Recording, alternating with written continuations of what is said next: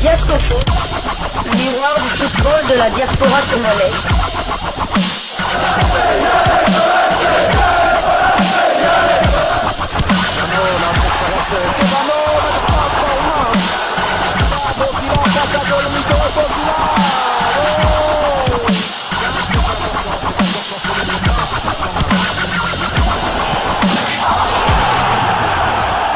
Diasco Foot, le miroir du football de la diaspora congolaise. Vous êtes sur Diasco Foot, le miroir du football de la diaspora congolaise. Diasco Foot vous dit bonjour, tout le plaisir est pour nous de vous retrouver, mais surtout de savoir que vous êtes nombreux en train de suivre votre chaîne YouTube dédiée uniquement aux footballeurs de la diaspora congolaise. C'est l'heure de partager avec vous quelques news que nous avons pu récolter pour vous, des news concernant certains de nos internationaux ou des binationaux qui se sont illustrés dans leurs clubs respectifs.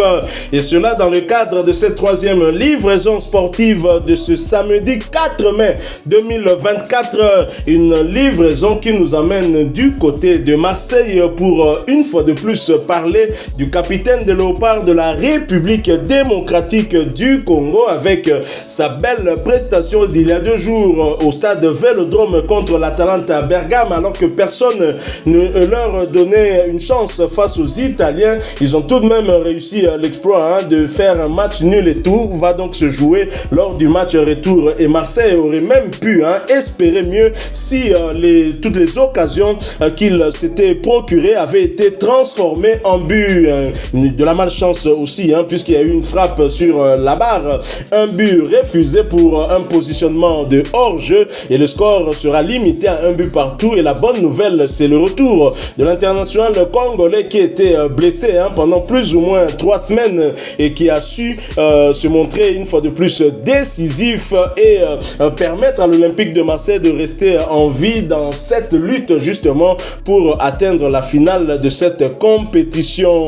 Alors, l'entraîneur de l'Olympique de Marseille, Jean-Louis Gasset, ancien sélectionneur de la Côte d'Ivoire, qui était inquiet avant cette rencontre qui n'est pas vernie depuis son arrivée du côté de l'Olympique de Marseille. Il a connu beaucoup de blessés, et s'il a même utilisé Chancel Mbemba avant-hier, c'était parce qu'il n'avait pas de choix. Il avait encore beaucoup de blessés. Chancel Mbemba était, on va dire, un moindre mal pour jouer cette rencontre. On peut dire qu'il n'était pas vraiment à 100%. Je ne vois pas un entraîneur faire entrer un joueur qui n'a pas eu de compétition dans ce genre de match où on sait qu'il y aura une très forte intensité. Et d'ailleurs, ce qui a peut-être expliqué aussi ce premier but italien sur, on va dire, une petite erreur quand même de Chancel Mbemba, et c'était en début de rencontre. Il n'était pas vraiment encore entré dans son match, et 10 minutes après, il réagit très rapidement comme il a fait lors des quarts de finale de la dernière CAN avec la République démocratique du Congo, en égalisant face au Sili national de Guinée. Jean-Louis Gasset s'est exprimé en conférence de presse d'après-match.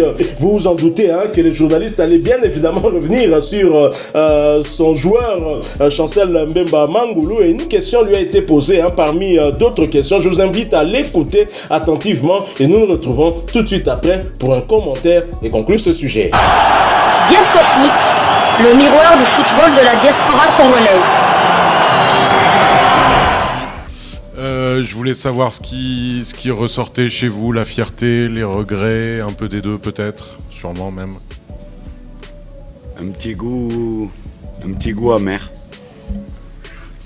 Conscient d'avoir fait le match qu'il fallait contre une bonne équipe, mais on dit souvent que les matchs se jouent sur des détails, et je pense que les 2 ou 3 détails étaient en notre faveur.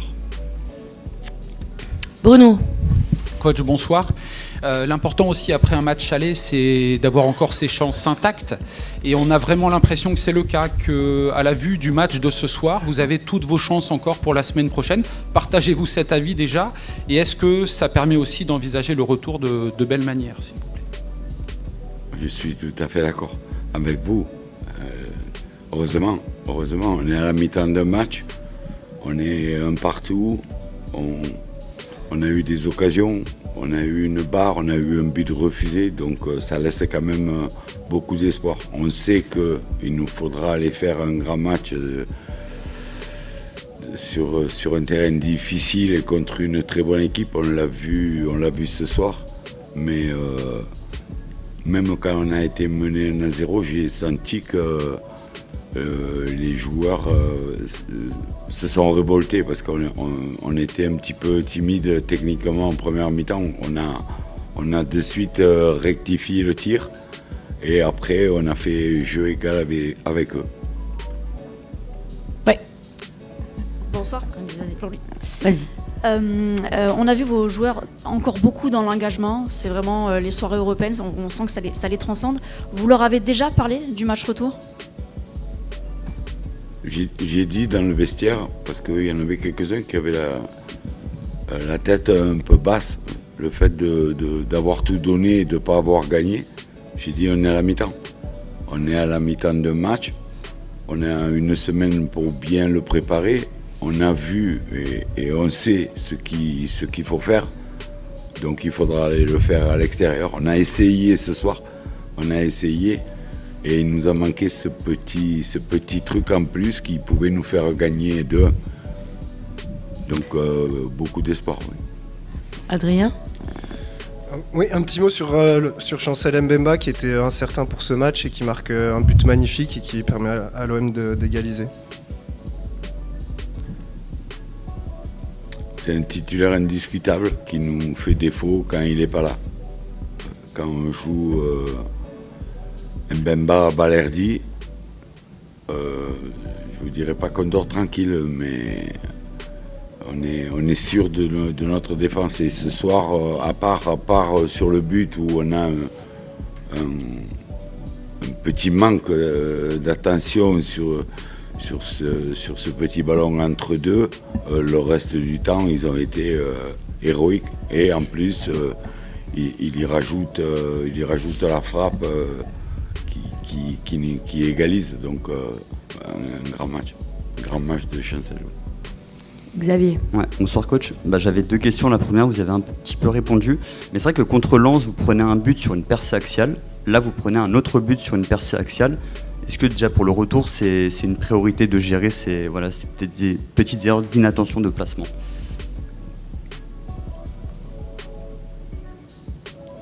Comment vous dire ? L'équipe a été faite ce matin à 11h. Je vous promets. Quand vous savez que Chancel a un petit problème au genou et que Murillo est incertain, vous n'avez pas le temps de travailler. Une défense à 3, c'est la communication, c'est la complicité, c'est l'habitude. Donc on ne peut pas demander aux gens Murillo au stopper gauche. C'était innover pour laisser Chancel sur son bon pied et mettre Léo dans l'attaquant qui était imposant. Donc bien sûr qu'il y a des petits manques comme ça. C'est pour ça que quand je vous parle des détails dans les grands matchs, c'est un détail. Parce qu'il y a un petit manque de communication tous les deux, alors qu'on doit pouvoir le gérer. Mais les autres détails, l'occasion, la barre, le but refusé, elles ont été contre nous. Ok. Ouais, la deuxième, c'est plus une question globale, mais je trouve qu'en première période, vous avez fait pas mal de longs ballons. Et là, en face, la Atalanta était plutôt intéressante. Et en seconde période, vous avez plutôt pris le jeu à votre compte avec pas mal de séquences de balles plutôt intéressantes. Est-ce que finalement, il n'y a pas de regret de peut-être pas avoir plus joué en première période et notamment pour le retour la semaine prochaine ? Tout est une question de confiance. En première mi-temps, quand on sentait qu'on avait les marquages dans les reins, parce qu'on a eu tout le match, chaque joueur avait un joueur. Et c'est difficile quand on joue au milieu d'aller chercher en ayant l'adversaire dans le dos. Si on manque le contrôle, notre défense est ouverte. Donc on a un petit peu abusé de ballons longs. Et c'est vrai qu'à la mi-temps, j'ai dit il faut se détendre et faire confiance au partenaire qui doit maîtriser. C'est la base tactique contre une équipe qui fait du marquage. C'est la confiance. Bruno. On parle beaucoup de petits détails, coach. Quels sont-ils ces petits détails qu'il faudra améliorer pour le retour ? Est-ce que c'est uniquement le jeu face au but adverse, quand on voit les occasions que vous avez eues ce soir ? Est-ce que c'est autre chose ? Non, il faudra maintenir l'aspect défensif, parce qu'on a très bien défendu. Et mieux négocier les balles de contre que l'on a joué, que l'on a eu ce soir, où on aurait pu faire encore plus mal. On aurait pu marquer 1 ou 2 buts s'il y avait eu la passe juste ou un hors-jeu de 40 cm. C'est tous ces petits détails qui font qu'il faudra faire le match parfait là-bas pour se qualifier, mais ça vaut le coup. Mourad. Bonsoir coach. Il y a une chose qui n'était pas un détail, c'était l'ambiance. Est-ce que vous pouvez nous dire un mot sur cette ambiance que vous avez ressentie et un peu, sachant que c'est le dernier match européen de l'année, est-ce que quelque part il y a un peu une petite larme de se dire c'est le dernier? J'avais dit aux joueurs que c'était notre dernier match européen. Et j'avais dit qu'on avait le privilège dans la vie de faire plaisir à des gens comme ça. Donc, aller au bout des choses. Donc, ce soutien, et on est mené 1-0. J'ai vu les joueurs qui repartent en avant pour dire non, il faut qu'on se détende et c'est grâce à eux. C'est grâce à eux, c'est eux qui nous donnent ce supplément d'âme, c'est eux qui nous donnent la confiance et c'est eux qui pratiquement égalisent. Donc, magique. Un stade magique, ça fait 3-4 fois. J'étais venu pour ça et je l'ai vu. Chancel Mbemba, titulaire indiscutable, Dixit Jean-Louis Gasset. Vous trouvez cela logique? Oui, tout à fait, bien que j'avais quand même des doutes, parce que cela faisait quand même... Donc Chancel Mbemba n'avait plus joué un match officiel avec l'Olympique de Marseille depuis le 18 avril. Donc, ça faisait 3 semaines qu'il n'avait plus joué. C'était lors du match du quart de finale retour contre Benfica au stade de Vélodrome. Donc depuis ce match-là, il y a eu 3 matchs de championnat de France contre Toulouse, contre Nice et contre Lens. Il n'avait pas joué. Donc on ne savait pas vraiment quel était son état physique. On nous parlait qu'ils allaient jouer sous infiltration. Peut-être que c'était le cas parce que là, Chancel Mbemba a joué tout le match. Hein. C'est vrai qu'au début, on l'a un peu senti un peu hésitant et tout ça, mais après, il a repris le fil du match normalement. Donc tout va bien, on peut dire que tout va bien. Chancel Mbemba est apte, enfin du moins on l'espère. Hein. Bon, on espère aussi que ce week-end, si qu'elle se soit payée, comme ça, on le retrouve qu'il soit à 100% du côté de Bergame. Lors du match retour. Parce que ça sera vraiment un match... couperé, hein.